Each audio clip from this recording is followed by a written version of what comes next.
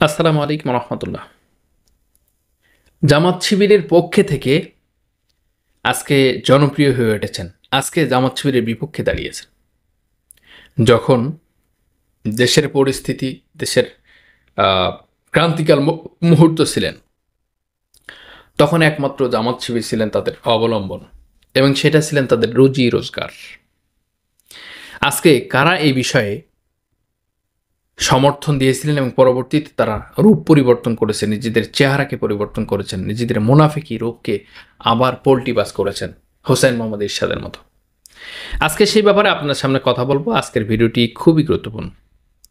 যারা জামাত ইসলাম এবং শিবিরকে নিয়ে কথা বলে মানুষের সিম্পেতে অর্জন করে জনপ্রিয় হয়ে উঠেছেন, আজকে lakh crore billion million dollar কামাই করেছেন এবং তারা বিলিয়ন বিলিয়ন মিলিয়ন সাবস্ক্রাইব বা ফলোয়ার যারা অর্জন করেছেন, আজকে তারা জামাত শিবিরের বিরুদ্ধে। কারা এই অবস্থানে এসেছেন?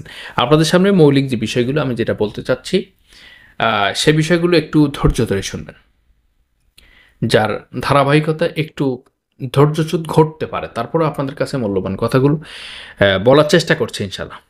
প্রথমত আমি বলে নেই কারা এই কাজগুলো করছেন।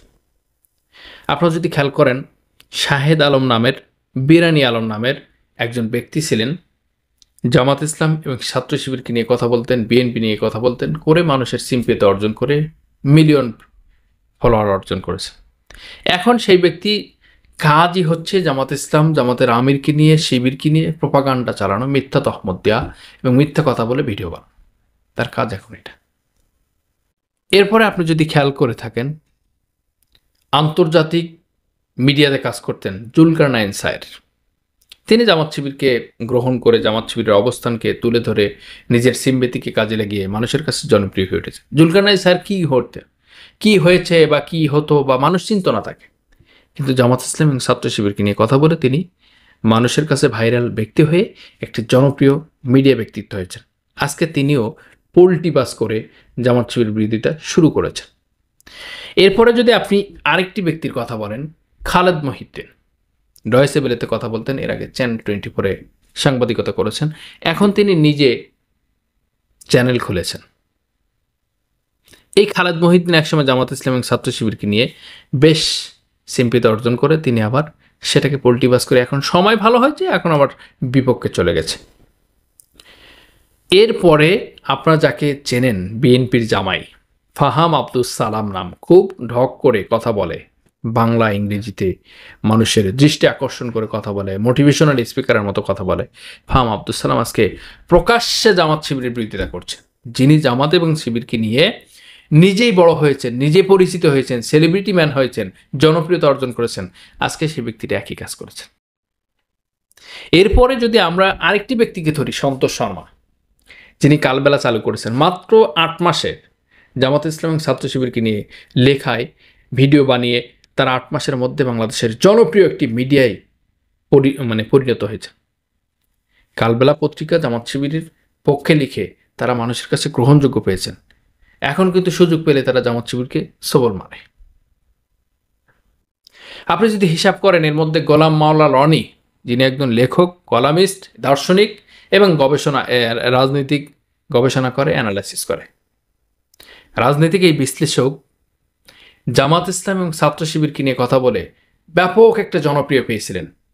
এখন তিনি আবার জামাত ইসলাম এবং ছাত্র শিবিরের বিরুদ্ধে কথা বলা শুরু করেছেন।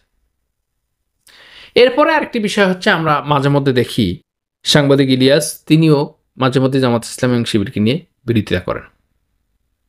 আমরা তাহলে কয়জনকে পেলাম? অনেক অনেক ব্যক্তি আছে, তার মধ্যে থেকে মাত্র কয়েকজন ব্যক্তিকে আপনাদের সামনে তুলে ধরে জানিয়ে দিলাম যে এই ব্যক্তিগুলা একসময় ছাত্র শিবির এবং জামাত ইসলামীকে নিয়ে কথা বলতো এবং তারা সিম্পেথি অর্জন করে নিজেদের ফলোয়ার, নিজেদের সাবস্ক্রাইব বাড়িয়ে নিজেরা এখন জনপ্রিয় হয়ে উঠেছেন। এখন জামাত ইসলাম এবং ছাত্র শিবিরকে নিয়ে বিপক্ষে কথা বলে সমস্যা নেই, তারা সেই কাজটি করছে। যাই হোক, ধন্যবাদ। যে কোনো জিনিসের নেগেটিভিটি না থাকলে তার পজিটিভিটিটা উঠে আসে না। আপনি কষ্ট যদি করতে চান, যদি আরাম না থাকে, তাহলে কষ্টের কোনো মূল্য নেই। এই জন্য আমরা বলবো যে ইসলামী আন্দোলন যারা করে, ইসলামের পথে যারা চলে, মুসলিম উম্মার জন্য যারা উপকার করে, তারা যুগে যুগে পদে পদে মার খাবে, নির্যাতিত হবে, জুলুমের শিকার হবে, মজলুম হবে, হত্যা হবে, খুন হবে, গুম হবে। এটা আজকের বিষয় নাই, এটা আরও আগে থেকে চলছে, 1400-1500 বছর আগে থেকে চলছে এটা। এই জন্য আমি আপনাদেরকে বলি, এর মধ্যে এক্সেপশনাল একটি বিষয় যে সেনাপ্রধান ওয়াকারুজ্জামানও জামাত শিবিরকে নিয়ে খেল তামাশা করে তিনিও কিন্তু মানুষের কাছে জনপ্রিয় হয়ে উঠেছিলেন, গ্রহণযোগ্য পেয়েছিলেন।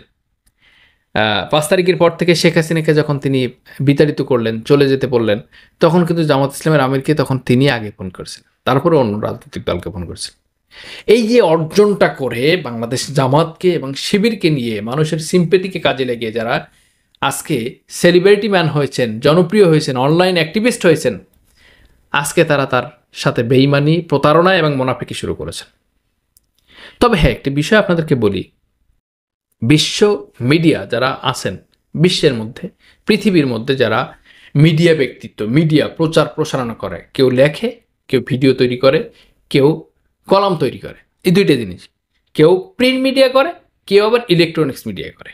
এই কাজগুলো যারা করে, পৃথিবীর মধ্যে 90-99% মিডিয়া ইসলামের বিপক্ষে, মুসলমানদের বিপক্ষে, কোরআন এবং সুন্নাহর বিপক্ষে। এটা বাংলাদেশে নতুন না, এটা হাসিনার শুধু খেলা তা না, এটা পৃথিবীর মধ্যে মিডিয়া তন্ত্র যারা আছে, মিডিয়ার মধ্যে যারা আছে, এই মিডিয়ার হিসাবটা হচ্ছে তারা সারা পৃথিবীর মুসলমানদেরকে জঙ্গি, সন্ত্রাসী এবং উগ্রবাদী হিসাবে সারা পৃথিবীর মানুষের কাছে তারা উপস্থাপনা করে। আর তারই ধারাবাহিকতায় আপনি এই কাজটা আজকে যেটা বলেছি, এই বিষয়টা কিন্তু সেই সিস্টেমে চলে গেছে। কারণ যখন মানুষ ইসলামের জন্য, কোরআনের জন্য এবং রসুলের আদর্শ বাস্তবায়নের জন্য, দিন প্রতিষ্ঠার জন্য জমিনে কাজ করবে, তার পদে পদে, প্রত্যেকটি বাঁকে, প্রত্যেকটি মুহূর্তে মুহূর্তে তার বিপদ, মুসিবত, বালা থেকেই যাবে। আর রসুলের জন্য মায়ের বরাদ্দ ছিলেন, আপনার আমার জন্য তো কোনো বিষয় না। রসুল মার খেয়েছেন, রক্ত ঝরিয়েছেন, রক্তের জন্য নিজের শরীরের জামা পোশাকগুলো লেগে যেতেন, জুতাগুলো ছাড়ানো যেত না, দাঁতগুলো চলে গেছে, ভেঙে চুরে চলে গেছে। সেই রসুল রাহমাতাল্লিল আলামিন হিসাবে গোটা বিশ্বের জন্য, গোটা পৃথিবীর জন্য রহমত স্বরূপ যিনি এসেছেন, প্রেরণ হয়েছেন, সেই মানুষটাকে মার খেতে হয়েছেন, রক্ত ঝরাতে হয়েছেন, নিজের ইসলামী আন্দোলনকে টিকিয়ে রাখার জন্য, কোরআনের আইন বাস্তবায়ন করার জন্য, মুসলমানদের জন্য এই কাফেরদের বিরুদ্ধে তাকে তিনি যুদ্ধ করেছেন। নিজেই সেনাপতি, মানে নিজেই প্রধান সেনাপতি হিসেবে দায়িত্ব পালন করেছেন 27টি যুদ্ধে। আর আপনি আমি তো আমাদের কোনো মূল্যই নেই সারা পৃথিবীর হিসাব করলে। বাংলাদেশের মধ্যে এখনও পর্যন্ত একটু সহনশীল আছে। তবে হ্যাঁ, আপনাদের কাছে যে প্রশ্নগুলো রেখেছি, যে আসলে যারা এই কাজগুলো করছেন, এবং আমার আলোচনার বাহিরে অনেক আছে যেগুলো খুব বেশি ছোটোখাটো বলে মনে হয়, যারা এখনও পর্যন্ত খুব বেশি ভিউয়ার্স লাভ করে নাই, তাদের কথা বলি নাই। আপনাদের কাছে যদি কেউ থাকে এরকম জনপ্রিয়, অবশ্যই আমাদের কমেন্টে জানিয়ে দেবেন। সম্মানিত ভিউয়ার্স, আজকের আলোচনাটি কোন বিষয়, কি বিষয়, আদ্যপান্ত বিষয়, যেটুকু বুঝলেন, যেটুকু আপনারা বুঝেছেন, এর বিষয়ের উপরে আপনারা অবশ্যই আমাদেরকে কমেন্ট করে জানিয়ে দেবেন। দেখা হবে আগামী ভিডিওতে। সে পর্যন্ত ভালো থাকুন, সুস্থ থাকুন। আল্লাহ হাফেজ। আসসালামু আলাইকুম ওয়া রাহমাতুল্লাহি ওয়া বারাকাতুহু।